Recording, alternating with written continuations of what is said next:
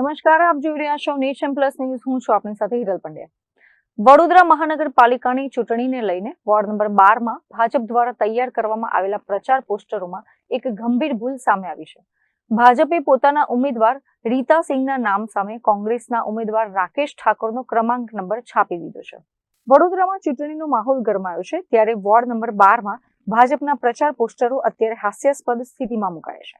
ભાજપ દ્વારા જાહેર કરવામાં આવેલા સત્તાવાર પોસ્ટરમાં ઉમેદવારોના નામ અને તેમના બેલેટ ક્રમાંક લખવામાં આવ્યા છે, જેમાં ભાજપના ઉમેદવાર રીતા સિંહના નામની સામે જે ક્રમાંક નંબર લખવામાં આવ્યો છે તે વાસ્તવમાં કોંગ્રેસના ઉમેદવાર રાકેશ ઠાકોરનો છે.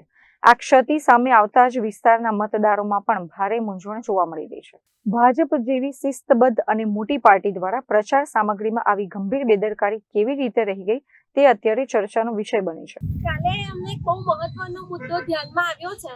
ભારતીય જનતા પાર્ટી ટોટલી લિમિટની હદે બોગલાઈ ગઈ છે. એનું જીવતું ને જાગતું ઉદાહરણ તમને આપું. 10 વર્ષથી કોર્પોરેટર છે આ બેન રીટા સિંહ, અને 5 નંબરનો ક્રમાંક જે અમારા રાકેશભાઈ ઠાકોરનો કોર્પોરેશને જે યાદી અને 6 નમૂનો આપ્યો છે એમાં બતાવેલું છે કે રાકેશભાઈ ઠાકોર 5મા નંબર પર છે. આમાં પણ તમે જોઈ શકો છો અમારો ક્રમાંક 5 નંબર પર રાકેશભાઈ ઠાકોર છે.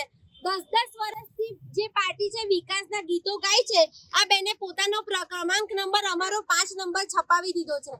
તમે આના પરથી જોઈ શકો છો કે પાર્ટી કેટલી હદે બોખલાઈ રહેલી છે. વિકાસના ગીતો ગાઈ ગઈને થાકી ગઈ, એટલે હવે લોકોને તોડવાના કાવા દાવા કર્યા. એમાંથી એ થાકી ગઈ, એટલી બોખલાઈ ગઈ કે હવે ક્રમાંક નંબરો પણ ભૂલવા માંગી છે.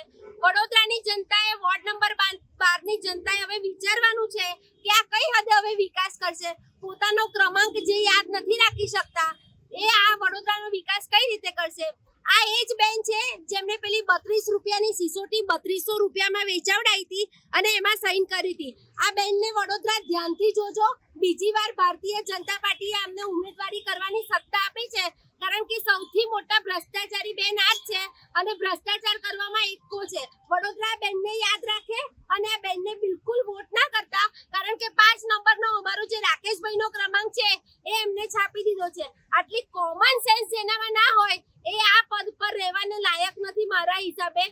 હવે વોર્ડ નંબર 12માં ભાજપના ઉમેદવાર રીતા સિંહ અને કોંગ્રેસના ઉમેદવાર રાકેશ ઠાકોર એમ બંને પોતાનો ક્રમાંક નંબર 5 હોવાનો પ્રચાર કરી રહ્યા છે, જેને લઈને હવે મત કોને આપવો અને ઈવીએમમાં 5 નંબરનું બટન દબાવતા મત કોના ભાગમાં જશે એવા પ્રશ્નોને લઈને વોર્ડ નંબર 12ના મતદારો મૂંઝવણમાં મુકાયા છે. સાથોસાથ હવે આ સમગ્ર મામલો શું છે એને લઈને વોર્ડ નંબર 12માં કુતૂહલ સર્જાયું છે. કેમેરામેન નવનીત પરમાર સાથે Chirag Patel, Nation Plus News, Vadodara. સમાચારોનો સતત અપડેટ મેળવવા માટે અમારી નેશન પ્લસ ન્યૂઝની યુટ્યુબ ચેનલને સબસ્ક્રાઇબ કરો, બેલ આઇકન દબાવો અને જોડાયેલા રહો ફેસબુક, ઇન્સ્ટાગ્રામ અને ટ્વિટર પર.